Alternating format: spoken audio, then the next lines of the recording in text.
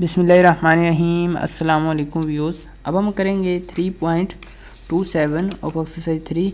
ये बहुत ही short question है और अक्सर एमसीक्यूज़ में आया होता है कि इनमें से मीन कौन सा है और आपको कैसे पता चला कि ये मीन है। ठीक है, मीन की दो ही प्रॉपर्टीज़ होती हैं, या आप कह लें डेविएशन की दो ही प्रॉपर्टीज़ होती हैं। फर्स्ट ऑफ ऑल होती है कि the sum of squared of deviation from their mean is always minimum, और दूसरी होती है the sum of deviation is always zero.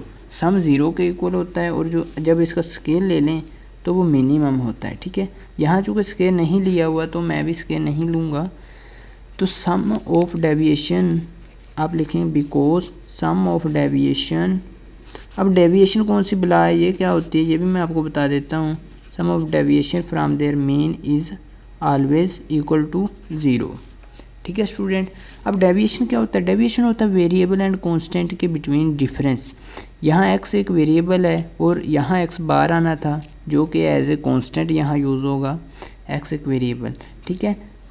आपको अब पता चल गया होगा कि डेविएशन होता क्या है। डेविएशन होता है वेरिएबल एंड कांस्टेंट के बिटवीन डिफरेंस को डेविएशन कहते हैं। उम्मीद है आपको वीडियो अच्छी लगी होगी।